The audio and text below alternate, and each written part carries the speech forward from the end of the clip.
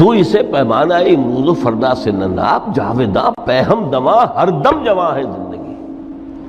اس میں یہ وقفہ جو ہے خلق الموت والحیات لیبلوکم ایکم احسن عملا، یہ اس جسد کے ساتھ اس روح کا اتصال، اور یہ 30 40 50 60 70 80 100 برس کی عمر، یہ ایک وقفہ ہے، یہ امتحانی وقفہ ہے، تمہیں جانچا جا رہا ہے، پرکھا جا رہا ہے۔ ایکم احسن عملا، اس کو بھی اقبال نے اسی نظم میں خوب بیان کیا ہے کہ قلزم ہستی سے تو ابھرا ہے مانند حباب، اس زیاں خانے میں تیرا امتحان ہے زندگی۔ اب اگر تو دو چیزیں انسان پر واضح رہیں، اور نہ صرف واضح رہیں، مستحضر رہیں۔ واضح تو ہو جاتی ہے ایک چیز، پھر آدمی بھول جاتا ہے تو کوئی فائدہ نہیں دیتا اس کے۔ مستحضر ایک یہ کہ اصل زندگی آخرت کی زندگی ہے، طویل ہے۔ بل توسرون الحیات الدنیا والآخرۃ خیر وابقیٰ، کلا بل تحبون العاجلہ وتذرون الآخرہ، تم اس عاجلہ کو پسند کرتے ہو، اس دنیا کی زندگی کو تم ترجیح دیتے ہو، جبکہ آخرت ہے جو باقی رہنے والی ہے، ابدی۔ اگر تو یہ معلوم ہو، جیسا کہ سورہ عنکبوت کی آیت کے حوالے سے میں نے آپ کو آیت سنائی کہ وَمَا هَذِهِ الْحَيَاةُ الدُّنْيَا إِلَّا لَهْوٌ وَلَعِبٌ وَإِنَّ الدَّارَ الْآخِرَةَ لَهِيَ الْحَيَوَانُ لَوْ كَانُوا يَعْلَمُونَ، اصل زندگی جو ہے وہ آخرت کی زندگی ہے، کاش کہ انہیں معلوم ہوتا۔ ایک حقیقت تو یہ معلوم ہو اور مستحضر رہے کہ اصل زندگی آخرت کی زندگی ہے، اور دوسری حقیقت یہ کہ یہ دنیا کی زندگی ایک امتحانی وقفہ ہے۔ قلزم ہستی سے تو ابھرا ہے مانند حباب، اس زیاں خانے میں تیرا امتحان ہے زندگی۔ یہ مستحضر رہے تو اس کا نتیجہ کیا نکلے گا؟ انسان دنیا پرست نہیں بنے گا۔ متاع ہے دنیا، برتنے کی چیز ہے۔ وما هذه الحیات الدنیا الا متاع، برتنے کی چیز ہے، برتو اسے۔ اب میں یہاں آپ کو کچھ حدیثیں بھی سنا دینا چاہتا ہوں۔ ایک حدیث میں حضور نے عجیب نقشہ کھینچا ہے، مالی ولی دنیا، لوگوں مجھے تمہاری اس دنیا سے کیا سروکار، انما مثلی کراکب استظل تحت شجرۃ ثم راح فترکھا،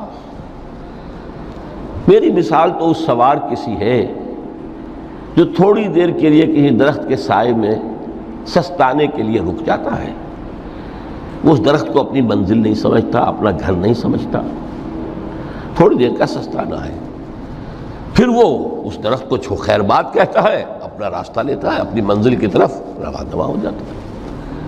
بس اتنا تعلق، منزل یاد رہے۔ چنانچہ دوسری بڑی پیاری حدیث ہے، بہت مختصر بھی ہے، انما الدنیا خلقت لکم وانتم خلقتم للآخرہ، دیکھو یہ دنیا تمہارے لیے بنائی گئی ہے۔ خلق لکم ما فی السماوات و ما فی الارض، قرآن مجید کہتا ہے۔ اس لیے میں نے کہا تھا خلافت ہمیں دینی تھی تو سب کچھ ہمارے لیے بنایا گیا نا، یہ محفل سجائی گئی ہے ہمارے لیے، یہ سب ہمارے لیے بنایا گیا ہے، پورے عالم کو مسخر کیا گیا ہمارے لیے۔ سخر لکم، سورج بھی چاند بھی ہر چیز تمہارے لیے مسخر کی گئی ہے۔ انما الدنیا خلقت لکم وانتم خلقتم للآخرہ، لیکن تمہاری تخلیق ہوئی ہے، تمہیں بنایا گیا ہے، تمہیں پیدا کیا آخرت کے لیے۔ یہ منزل یاد رہے، میرا ٹھکانہ وہ ہے، میرا گھر وہ ہے، میری منزل وہ ہے، یہ راہ گزر ہے، یہ سفر ہے، یہ ایک وقفہ ہے، امتحانی وقفہ ہے۔ خلق الموت والحیات لیبلوکم ایکم احسن عملا۔ لیکن اب تیسری حدیث سنیے، اور یہ ہے وہ کہ جو اس دنیا کو، جو میں نے شروع میں کہا تھا، بڑی ٹھوس حقیقت ہے، یہ اللہ کی تخلیق ہے، سنجیدہ تخلیق ہے، ہم نے کوئی کھیل کود کے لیے تو نہیں بنایا ہے۔ ربنا ما خلقت ھذا باطلا، حضور فرماتے ہیں الدنیا مزرعۃ الآخرہ، دنیا آخرت کی کھیتی ہے، یہاں بو گے تو وہاں کاٹو گے، یہاں بو گے نہیں تو کاٹو گے کیا خاک؟ اس اعتبار سے غور کیجئے، یہ دنیا اور حیات دنیاوی کا ایک ایک لمحہ ایک بڑی عظیم حقیقت بن کر سامنے آتا ہے۔ ہماری حیات دنیاوی کا ایک ایک لمحہ ابدی ہے پوٹینشلی، کیوں کہ اس میں جو کچھ ہم کما رہے ہیں اس کے نتائج ابدی زندگی پر پھیلے ہوئے ملیں گے۔ تو گویا کہ یہ جو ہے یہ گھڑی محشر کی ہے، طور سے محشر میں ہے، بیشتر غافل عمل کوئی اگر دفتر میں ہے، یہاں کا ایک ایک لمحہ تمہارے لیے بہت قیمتی ہے۔ یہاں بو، محنت کرو، کاشت کرو تاکہ وہاں کاٹ سکو۔ الدنیا مزرعۃ الآخرہ۔ اب دیکھیے یہ جو انداز ہے قرآن کا، وَمَا الْحَيَاةُ الدُّنْيَا إِلَّا مَتَاعُ الْغُرُورِ، جو ہماری گفتگو کا آج عنوان ہے، اس کے دو نتیجے نکلتے ہیں عملاً۔ ایک نتیجہ جو صحیح ہے، جو قرآن نکالنا چاہتا ہے، جس کی طرف اسلام رہنمائی کرتا ہے۔ ایک ہے بالکل منفی نتیجہ جس کی اسلام نفی کرتا ہے۔ وہ منفی نتیجہ کیا ہے؟ دنیا دھوکے کی ٹٹی ہے، چھوڑو گھر گھرستی کو، دفع کرو، رب سے لو لگانی ہے۔ یہ شادی کر کے اور گھر گھرستی کا کھکیڑ مول لینا، کہاں ایک پیٹ کا پالنا، کہاں 10 پیٹ لگ جائے پیچھے، اسی میں آدمی جو ہے گم ہو کر رہ جاتا ہے۔ لہذا گھر گھرستی کو چھوڑو، تجدد کی زندگی گزارو۔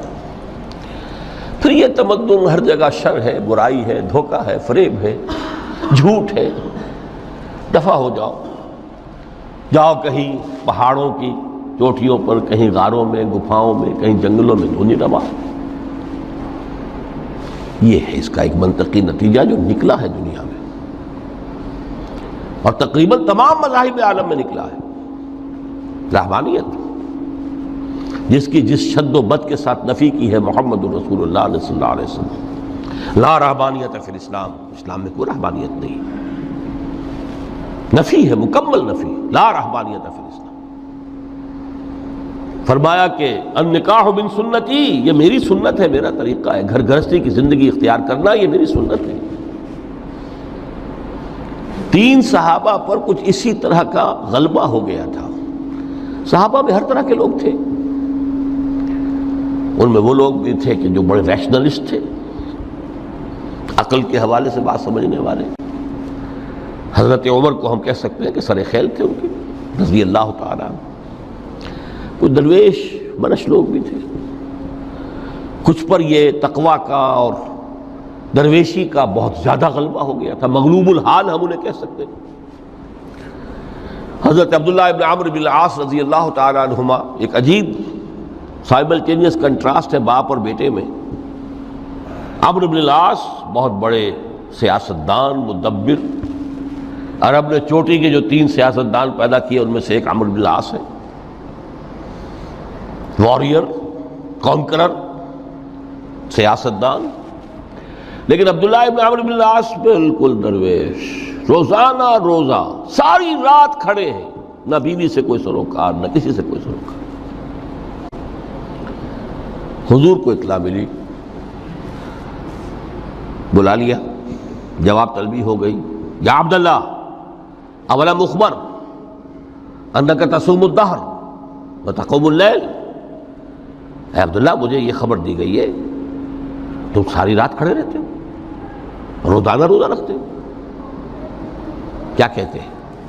جی حضور ایسا تو ہے۔ لا تفعل، مت کرو ہرگز۔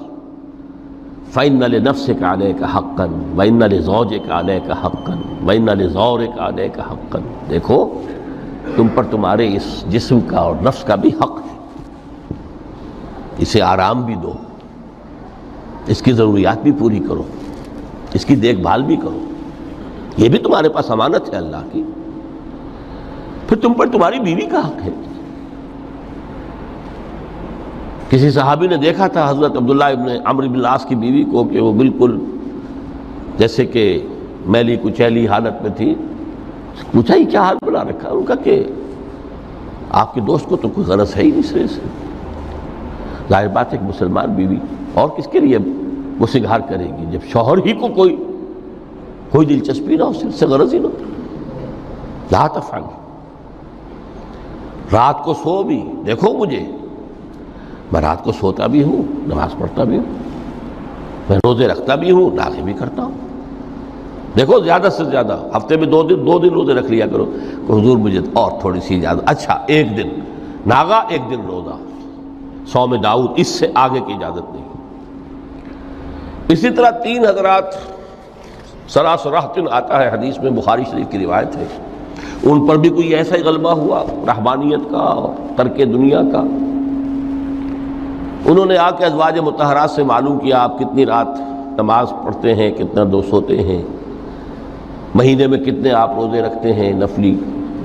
انہوں نے کوئی، وہاں تو کھلی کتاب تھی سیرت محمد صلی اللہ علیہ وسلم، جو کچھ تھی حقیقت بیان کر. اب دیکھیے ایک عجیب ذہنیت، انہوں نے دیکھا کہ یہ تو کم ہے، ان کے اندازے کے اعتبار سے تو بہت کم ہے، لیکن یہ کہ اپنے آپ کو ذرا تسلی، حضور کی تو کوئی ضرورت نہیں ہے، آپ تو معصوم ہیں، آپ کے سے کوئی گناہ نہیں ہوا، کوئی خطا نہیں ہوئی، آپ کے لیے تو یہ اتنی عبادت ہمارے لیے تو کافی نہیں ہے، ہم تو گناہ گار ہیں. ایک نے عہد کیا کہ میں کبھی نہیں سوؤں گا، رات بھر کھڑا رہوں گا. دوسرے نے کہا کبھی ناغا نہیں کروں گا، ہر روز روزہ رکھوں گا. تیسرے نے کہا میں شادی بیاہ کے کھکیڑ میں پڑوں گا نہیں. حضور کو اطلاع مل گئی، طلب فرمایا، ڈانٹا آپ نے، آپ لوگوں نے یہ کہا ہے؟ جی ہاں ہم نے کہا تو ہے. واللہ، خدا کی قسم، میں تم میں سب سے بڑھ کر متقی ہوں، لیکن میں رات کو سوتا بھی ہوں اور نماز بھی پڑھتا ہوں، روزے رکھتا بھی ہوں، نافلے بھی کرتا ہوں. میری گھر گرستی کی زندگی ہے، میری بیویاں ہیں. من رغب عن سنتی فلیس منی، یہ ٹکڑا جو جوڑ دیا جاتا ہے نکاح کے خطبے میں اس حدیث کے ٹکڑے کے ساتھ، یہ 2 علیحدہ حدیث ہے بالکل، النکاح من سنتی، اور یہ ٹکڑا اس طویل حدیث کا ہے، من رغب عن سنتی فلیس منی، جو میری سنت کو پسند نہیں کرتا پھر اس کا مجھ سے کوئی تعلق نہیں. یہ تو میں نے احادیث کے حوالے سے آپ کو وہ جو منفی طرز عمل، گریز، دنیا سے تعلق منقطع کرنا، پسپائی، گریز، فرار، اور اس کا نتیجہ کیا نکلتا ہے کہ دنیا پھر شریروں کے لیے رہ گئی، کھیلیں کودیں عیش کریں. جو سلیم الفطرت نیک لوگ تھے وہ تو گئے، لہذا ان کو اب کوئی روک ٹوک کرنے والا ہی نہیں، کوئی پوچھنے تاشنے والا نہیں. ظالم جو چاہے ظلم کرے اور جس طرح چاہے شریر جو ہے شرارتیں کرے. قرآن مجید میں سورہ حدید اس اعتبار سے نہایت عظیم صورت ہے، نہایت عظیم صورت ہے کہ وہاں یہ آیت بھی بہت ہی شاندار انداز میں آئی ہے، متاع الغرور والی، خاصی طویل آیت بن کر آئی ہے. اور جیسا کہ میں نے عرض کیا 4 جگہ تو حیات دنیاوی کو کہا گیا ہے صرف لہو و لعب یا لعب و لہو، لیکن یہاں جو ہے آیت نمبر 20، اعلموا انما الحیات الدنیا لعب و لہو و زینت و تفاخر بینکم و تکاثر فی الاموال والاولاد. 5 الفاظ کے حوالے سے اس حیات دنیاوی کے کچھ حقائق بیان کیے گئے. عام طور پر سرسری طور پر لوگ گزر گئے ہیں. محاورتاً جب بھی آتا ہے معاملہ لہو لعب، لعب و لہو، وہ تو 4 جگہ ہے،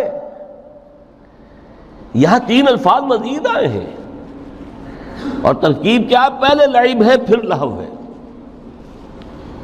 سورہ عنکبوت میں لہو و لعب یہ در حقیقت ایک طرح سے محاورے کی شکل اختیار کر گیا، تماشا اور کھیل، لیکن نہیں، یہاں ترتیب کچھ اور ہے. اس پر اگر آپ غور کریں گے تو یہ ایک عجیب سا نقشہ سامنے آتا ہے. حیات دنیاوی کے 5 ادوار، جن میں سے ہر دور میں ایک شے انتہائی اہم ہوتی ہے، توجہ کا مرکز بنی ہوتی ہے. ابتدائی دور ہے، بالکل بچہ بھی ہے، کھیل، بس لعب، اس کے سوا اسے کوئی زندگی سے سروکار ہی نہیں، زندگی کے تلخ حقائق ابھی اسے معلوم نہیں. بھوک لگی تو رو پڑے، ماں نے دودھ پلانا ہے، کھلانا ہے، ان سے تو کچھ نہیں کرنا اس نے، وہ لعب، کھیل. لیکن تھوڑا سا آگے چلتے ہیں، ٹین ایجر سٹیج میں جب داخل ہوتا ہے آدمی تو اب وہ نرا کھیل، معصومانہ کھیل نہیں رہتا، اس میں تلذذ، سینشول گریٹیفیکیشن کا عنصر شامل ہو جاتا ہے۔ اب اس نے کہا لہو، اعلموا انما الحیات الدنیا لعب و لہو۔ ذرا آگے بڑھیے تو انسان پر سب سے زیادہ دھن سوار ہو جاتی ہے، بناؤ سنگھار، میرا لباس فیشن کے مطابق ہو، کہیں ایسا نہ ہو مذاق اڑے۔ اپنے لباس کے بارے میں بہت کانشیس ہوگا، اپنے ہیئر کٹ کے بارے میں بہت کانشیس ہوگا، ہر چیز کے بارے میں بہت کانشیس۔ زینت، بناؤ سنگھار، آرائش، زیبائش۔ اس سے ذرا آگے گئے، تکاثر فی الاموال والاولاد، تفاخر بینکم۔ یہ سمجھیے کہ تقریباً 30 برس کی عمر جب انسان کی ہوتی ہے، اب فخر، تفاخر، یا دولت پر فخر ہوگا، یا نسب پر فخر ہوگا، یا اپنی کسی سیاسی حیثیت پر فخر ہوگا، اپنی چودراہٹ پر فخر ہوگا۔ تفاخر بینکم، جس میں جان میں چونکہ توانائی ہوتی ہے، قوت ہوتی ہے، لیکن اس کے بعد جب عمر ڈھلی بڑا ریئلسٹک ہو جاتا ہے انسان۔ پھر یہ جو چوتھی سٹیج تھی، اس میں تو یہ کہ مونچھ نیچی نہ ہو، چاہے سب کچھ میں اپنا خرچ کر دوں، داؤ پہ لگا دوں، لیکن مونچھ نیچی نہیں ہوگی۔ آخری سٹیج وہ ہوتی ہے کہ پھر ہوکا لگ جاتا ہے آدمی کو، تکاثر فی الاموال والاولاد، مال اور اولاد کی کثرت کثرت کثرت۔ اب یہ ہوتا ہے کہ مونچھ نیچی کیا، مونڈ بھی دی جائے تو کوئی حرج نہیں، مال آنا چاہیے، ویری ریئلسٹک۔ اور اسی حال میں انسان ہوتا ہے، آخری پارے کی صورت نے پھر اس میں ایڈ کر کے اس کے اوپر مہر لگا دی، الہاکم التکاثر حتی زرتم المقابر۔ یہ تکاثر جو ہے پیچھا نہیں چھوڑتا۔ اتنی دولت بھی ہے کہ آپ کی 10 نسلیں کھا سکے اطمینان سے بیٹھ کر، تب بھی صبر نہیں ہوتا۔ بڑے میاں کی ٹانگیں جو ہیں وہ قبر میں لٹکی ہوئی ہیں، لیکن تکاثر جو ہے، تکاثر مال، وہ پیچھا نہیں چھوڑتا۔ حتی زرتم المقابر، یہاں تک کہ قبروں تک جا پہنچے، قبر میں اتار دیا جائے، جب تک ٹانگیں صرف لٹکی ہوئی ہیں اس وقت تک نہیں۔ اس کے بعد تشبیہ دی ہے کہ یہ حیات دنیاوی کا جو ایک سائیکل ہے، اعلموا انما الحیات الدنیا لعب و لہو و زینت و تفاخر بینکم و تکاثر فی الاموال والاولاد۔ اب اس کو کمپیئر کیا ہے پلانٹ کنگڈم میں جو سائیکل چل رہا ہے۔ یہ ہمارا سائیکل ہے 60-70 برس کا، بچہ پیدا ہوا، خوشیاں منائی گئیں، پھر وہ لڑکپن سے، پھر ٹین ایجر سٹیج سے، پھر جوانی ہے، پھر ادھیڑ عمر ہے، اور پھر بڑھاپا ہے، اور پھر قبر میں اتارا جانا ہے۔ لیکن یہ کہ پلانٹ کنگڈم میں سائیکل چلتی ہے، کمثل غیث اعجب الکفار نباتہ ثم یہیج فتراہ مصفرا ثم یکون حطاما۔ یہ 4 سٹیج ہیں۔ جیسے بارش برستی ہے تو سبزہ نمودار ہوتا ہے، اور کاشتکار کو بڑا اچھا لگتا ہے، اس نے بیج بویا تھا، اس نے محنت کی تھی، اس نے ہل چلایا تھا، اعجب الکفار نباتہ، اس کو بہت اچھا لگتا ہے، دل باغ باغ ہو جاتا ہے۔ جیسے آپ کے ہاں بیٹا ہوا، پوتا ہوا، خوشیاں مناتے ہیں آپ۔ کمثل غیث اعجب الکفار نباتہ ثم یہیج، پھر وہ فصل اپنی پوری قوت کو پہنچتی، فصل لہرا رہی ہے، فتراہ مصفرا، پھر وہ زرد ہو جاتی ہے، وہ ہریاول اب ختم ہوئی ہے، اب فصل پک گئی ہے، اب وہ زردی پر آ گئی ہے۔ ثم یکون حطاما، پھر وقت آتا ہے، اگر وہ خضرو گھاس ہے تو پھر وہ چورا چورا ہو کر پھر وہ مٹی میں مل جاتی ہے، اور اگر فصل ہے تو کھیتی کٹ گئی، اس کے بعد کیا رہ گیا وہاں، وہ چورا ہی رہ جاتا ہے باقی۔ یہ لائف کا سائیکل چل رہا ہے، 3 مہینے کا ہو، 4 مہینے کا ہو، یہ ہے پلانٹ کنگڈم کا، وہ ہے سائیکل انسانی زندگی کا۔ اب فرمائی ٹیپ کی بات جو ہے، وفی الآخرۃ عذاب شدید ومغفرۃ من اللہ ورضوان۔ دیکھو دنیا کی زندگی تو ان سٹیجز سے ہو کر گزر ہی جانی ہے۔ جو پیدا ہوا ہے اس پر بڑھاپا بھی آئے گا، موت بھی آئے گی۔ کل نفس ذائقۃ الموت، جو سورہ آل عمران کی 185ویں آیت کا پہلا جملہ تھا۔ ہر انسان کو جو پیدا ہوا موت آنی ہے۔ اب یہ ہے کہ وہ کہیں آپ نے محل میں گزار لی زندگی، کسی کٹیا میں گزار لی زندگی، کسی کی فٹ پاتھ پر گزر گئی زندگی۔ زندگی گزر جاتی ہے، گزرتی ہے، اور ان 5 سٹیجز میں سے ہو کر گزرتی ہے۔ آپ گندی گلیوں میں بچوں کو کھیلتے ہوئے دیکھتے ہیں، وہ بھی کھیل رہے ہوتے ہیں، نالیوں کے پانی کے اندر کھیل رہے ہوتے ہیں، ان کا بھی کھیل ہے، گندے جوہڑ میں کھیل رہے ہوتے ہیں۔ وہ تو ہے زندگی کی وہ سٹیج جو ہے کھیل کی ہے۔ کسی کے پاس بڑے قیمتی کھلونے ہیں، ان سے کھیل رہا ہے، کوئی اس طرح گلی ڈنڈا کھیل رہا ہے یا کچھ اور کھیل رہا ہے، لیکن وہ 5 سٹیجز تو آئیں گی۔ اعلموا انما الحیات الدنیا لعب ولہو وزینۃ وتفاخر بینکم وتکاثر فی الاموال والاولاد کمثل غیث اعجب الکفار نباتہ ثم یہیج فتراہ مصفرا ثم یکون حطاما وفی الآخرۃ عذاب شدید ومغفرۃ من اللہ ورضوان۔ آخرت میں جا کر یہ بائیفرکیشن ہو جانی ہے، یا تو شدید عذاب اور یا اللہ کی مغفرت اور رضا۔ Now the choice is yours، اما شاکرا و اما کفورا، فیصلہ تم خود کر لو۔ وما الحیات الدنیا الا متاع الغرور، یہاں بھی آخری الفاظ وہ ہے کہ دنیا کی زندگی دھوکے کے سوا کچھ نہیں۔ کیوں؟ اگر تو دنیا کی زندگی میں گم ہو گئے، جیسے کہ اقبال نے کہا ہے کہ کافر کی یہ پہچان کے آفاق میں گم ہے، اور مومن کی یہ پہچان کہ گم اس میں ہے آفاق۔ دنیا میں رہو، طالب دنیا نہ بنو، طالب عقبہ، طالب آخرہ۔ دنیا میں رہو، برتو، استعمال کرو، تمہارے لیے پیدا کیا گیا، بھائی برتو، متاع ہے، برتنے کی شے ہے۔ ہاں حلال اور حرام کی پابندیاں سامنے رکھو، باقی برتو۔ مطلوب یہ نہ ہو، مقصود یہ نہ ہو، مطلوب آخرہ ہو۔ انما الدنیا خلقت لکم وانتم خلقتم للآخرہ۔ منزل وہ رہے، مستحضر رہے، سامنے رہے کہ میں تو اجنبی ہوں، یہاں یہ میرا وطن نہیں ہے۔ الدنیا سجن المومن و جنت الکافر۔ جیسے کسی پرندے کو کسی پنجرے میں بند کر دیا گیا ہو، اس طرح ہمیں اس دنیا میں بھیج دیا گیا، اللہ کی مرضی ہے، اس نے بھیجا ہے۔ جب تک وہ چاہتا ہم رہیں گے یہاں، لیکن ہمارا دل یہاں نہیں لگے گا۔ بازار سے گزرا ہوں، خریدار نہیں ہوں، طالب دنیا نہ ہو، تب تو یہ کوئی دھوکے کا سودا نہیں، وطن نہیں، بالکل نہیں۔ حضور نے خود فرمایا مجھے تمہاری اس دنیا میں سے فلاں فلاں چیزیں بہت پسند ہیں، اور کس قدر ریئلسٹک ہیں۔ آپ نے عورتوں کے بارے میں فرمایا مجھے اس دنیا سے پسند ہے عورت۔ کوئی تصنع اور کوئی بھی تکلف اور کوئی خلاف فطرت بات نہیں کی محمد رسول اللہ صلی اللہ علیہ وسلم۔ آنکھوں کی ٹھنڈک میری نماز میں ہے، مجھے خوشبو پسند ہے۔ عورت کی طرف بھی آپ کا رجحان تھا۔ قرآن مجید میں آتا ہے نا، اے نبی اب کوئی اور نکاح آپ نہیں کریں گے، وَلَوْ أَعْجَبَتْكَ حُسْنُهُنَّ، چاہے ان کا حسن جو ہے وہ آپ کو اچھا لگے، اب اجازت نہیں ہے مزید، بس فل سٹاپ، جتنے نکاح ہو چکے ہو چکے۔ تو یہ دنیا کو حضور نے صلی اللہ علیہ وسلم دنیا پر سوار رہو، دنیا کو اپنے اوپر سوار نہ ہونے دو، بس بات صرف یہ ہے۔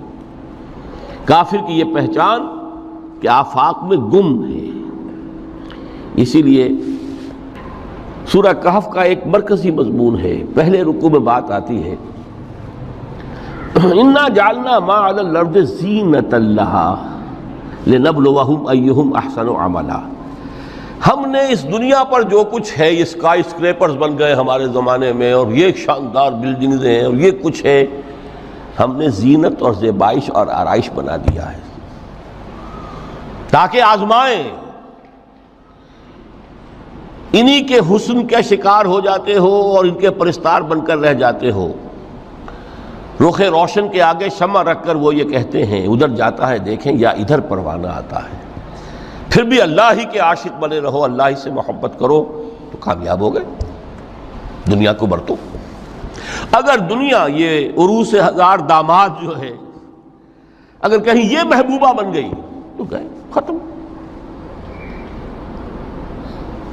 اچھا دیکھیے اس سورہ حدید میں اب یہ دنیا کی حقیقت کو اس طرح بیان کر کے دو نتیجے جو اس سے نکلتے ہیں ان کو علیحدہ علیحدہ بیان کر دیا. ایک نتیجہ جو میں بیان کر چکا رہبانیت ترک دنیا،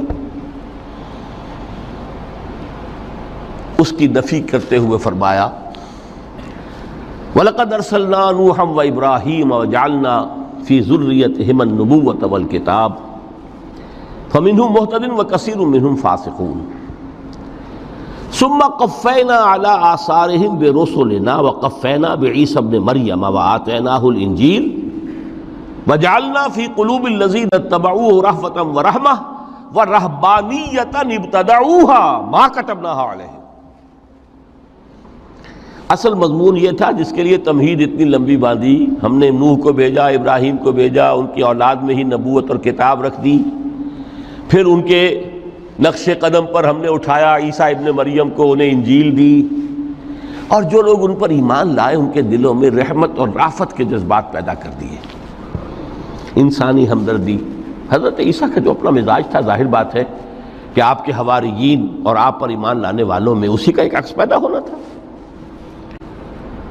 لہذا وہ ایک خاص کیفیت، لیکن فرمایا ایک شے کو انہوں نے بدعت کے طور پر ایجاد کر لیا وَرَهْبَانِيَّةً ابْتَدَعُوهَا مَا كَتَبْنَاهَا عَلَيْهِمْ.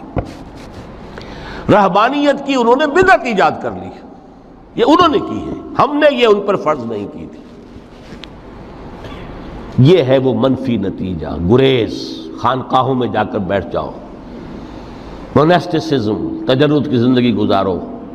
نتیجہ اس کا کیا نکلتا ہے کہ بظاہر راہب اور راہبائیں رہ رہی ہیں اور رہ رہے ہیں، اور اندر جو حرام کاری کے بازار چل رہے ہیں، اور تہخانوں کے اندر حرامی بچوں کی قبروں کے قبرستان بنے.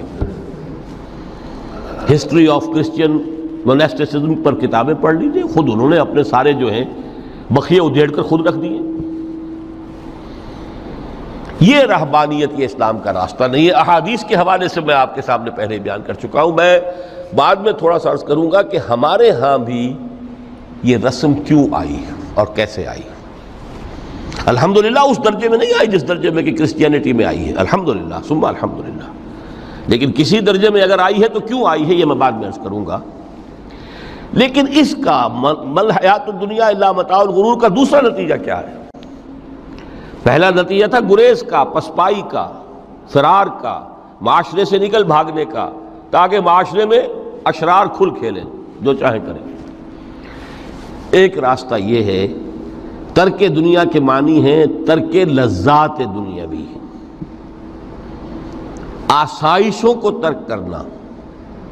سختیاں جھیلنا کس لیے؟ تاکہ دنیا سے ظلم کا خاتمہ ہو، باطل کا تختہ الٹ دیا جائے، ظلم کا استیصال. ظاہر بات ہے ظالم آسانی سے ظلم نہیں چھوڑے گا. ایکسپلائٹر وعظ و نصیحت سے اپنے ایکسپلائٹیشن سے باز نہیں آئے گا.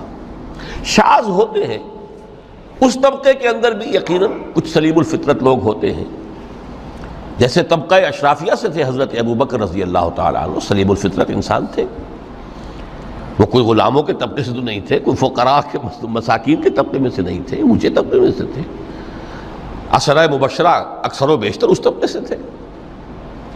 لیکن بائی اینڈ لارج وہ جو طبقہ ہوتا ہے، یا تو وہ اپنے جبر اور استبداد کا تخت جو ہے جما کر بیٹھا ہوا لوگوں کی گردنوں کے اوپر، پولیٹیکل ریپریشن ہے، یا اکنامک ایکسپلائٹیشن ہے،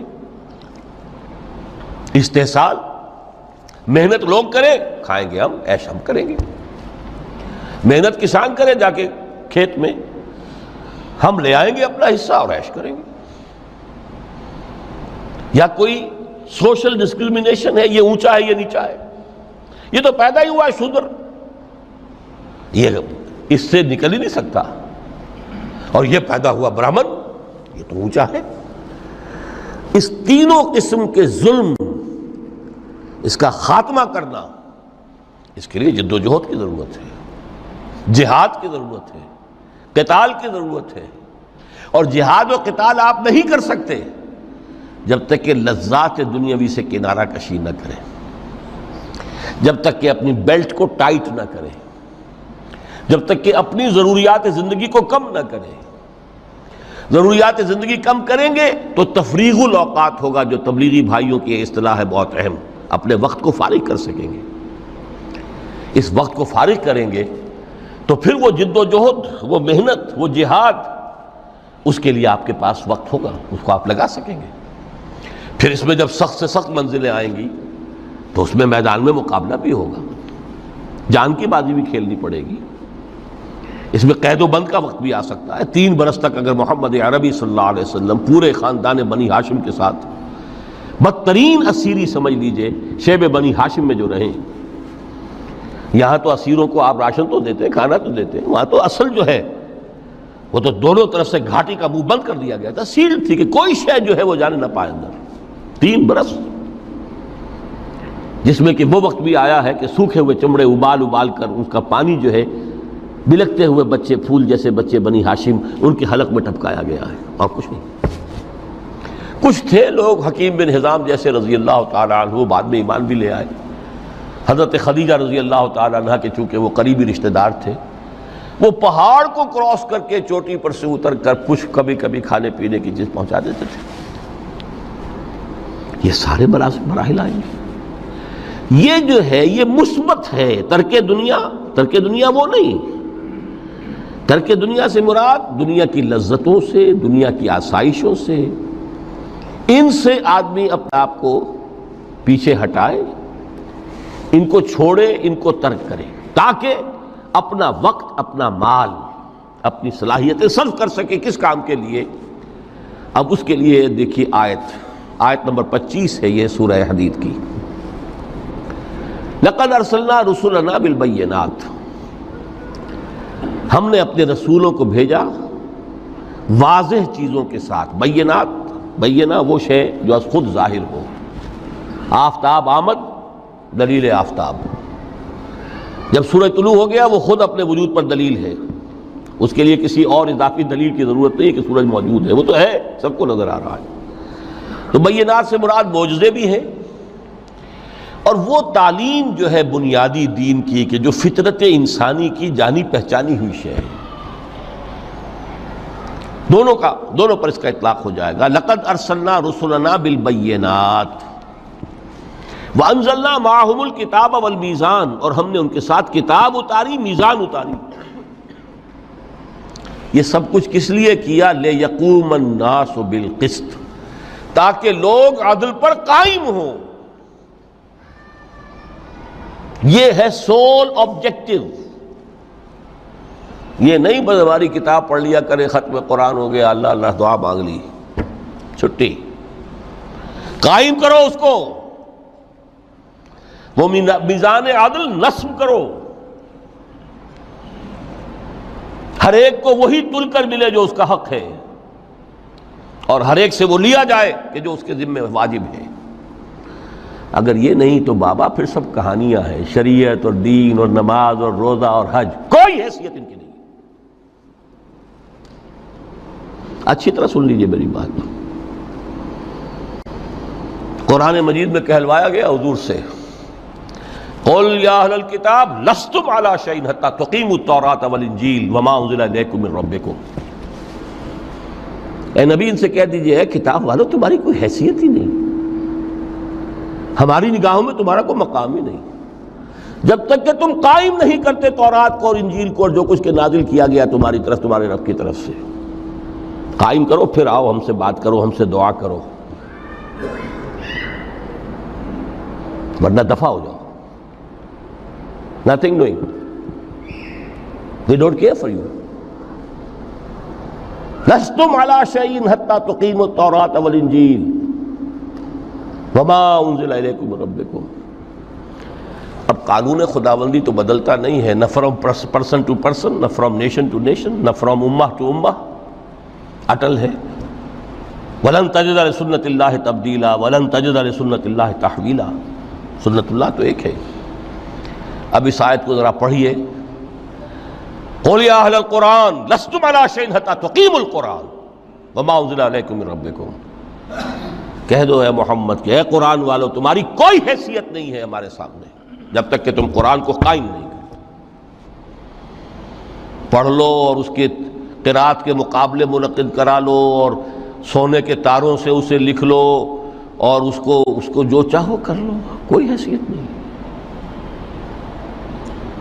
قائم کرو اس قرآن کو، اس کے نظام کو، اس کے قانون کو، جو حضرت ابوبکر نے فرمایا تھا، پہلا خطبہ جو دیا ہے آپ نے بیعت خلافت کے بعد، تم میں ہر قوی میرے نزدیک ضعیف ہوگا جب تک کہ اس سے حق وصول نہ کر لوں، اور ہر ضعیف قوی ہوگا جب تک کہ اسے اس کا حق دلا نہ دوں۔ سورہ شورى میں حضور سے کہلوایا گیا قل وَأُمِرْتُ لِأَعْدِلَ بَيْنَكُمْ، مجھے یہ حکم ہوا ہے کہ میں تمہارے مابین عدل قائم کروں۔ میں واعظ بن کر نہیں آیا، میں بدھ مت کے بھکشو بنانے کے لیے نہیں آیا تمہیں۔ ہاں انقلابی عمل میں ایک مرحلہ آتا ہے، بدھ مت کے بھکشو بننا پڑتا ہے کچھ عرصے کے لیے، تیاری کا مرحلہ، وہ میں ابھی بعد میں ذرا بیان کر دوں گا، لیکن مستقل نہیں ہے یہ بدھ مت کے بھکشو۔ یہ بدماش جس طرح چاہیں کھل کھیلیں، ظالم جس طرح چاہیں لوگوں پر ظلم کرتے رہیں، تشدد اور جبر کا جس طرح سے چاہے معاملہ کرے، استحصالی نظام جس طرح ہوتا ہے چلتا رہے۔ شاہ ولی اللہ دہلوی رحمۃ اللہ علیہ کے الفاظ میں، انسانوں کی عظیم اکثریت ڈھور ڈنگر بن جائے، صبح سے لے کے شام تک کمر توڑ دینے والی مشقت کے بعد بمشکل 2 وقت کی روٹی ملتی ہو، اس کا کبھی خیال اسے اللہ کا آئے گا؟ کبھی اللہ سے لو لگا سکے گا؟ دنیا نے تیری یاد سے بیگانہ کر دیا تو اس سے بھی دل فریب ہے غم روزگار کے۔ اس لیے حضور نے فرمایا کاد الفقر ان یکون کفرا، یہ فقر جو ہے یہ تو انسان کو کفر تک پہنچا دیتا ہے۔ عدل قائم کرو۔ تو دیکھیے یہ آیت انتہائی گمبھیر آیت ہے قرآن مجید کی سورہ حدید کی، جس طرح وہ آیت متاع الغرور والی جس شان کے ساتھ سورہ حدید میں آئی ہے، اعلموا انما الحیات الدنیا لعب ولہو وزینۃ وتفاخر بینکم وتکاثر فی الاموال والاولاد کمثل غیث اعجب الکفار نباتہ ثم یہیج فتراہ مصفرا ثم یکون حطاما وفی الآخرۃ عذاب شدید ومغفرۃ من اللہ ورضوان وما الحیات الدنیا الا متاع الغرور۔ لیکن اس کا نتیجہ کیا نکلنا چاہیے؟ لقد ارسلنا رسلنا بالبینات وانزلنا معهم الکتاب والمیزان لیقوم الناس بالقسط۔ Now prepare for the shock۔ میرے نزدیک، میرے علم کی حد تک شاید دنیا کی کوئی انقلابی کتاب نہ ہو جس نے اس قدر عریاں طور پر کھل کر یہ کہا ہو کہ ظالموں کی سرکوبی کرو، کچلو ان کے سر۔ وانزلنا الحدید، ہم نے لوہا بھی اتارا ہے۔ ایک وقت آتا ہے ظلم نہیں ختم ہوتا جب تک کہ لوہے کی طاقت ہاتھ میں نہ آئے۔ انزلنا الحدید، ہم نے صرف کتاب ہی نہیں اتاری ہے، لوہا بھی اتارا ہے۔ فیہ باس شدید، اس میں جنگ کی صلاحیت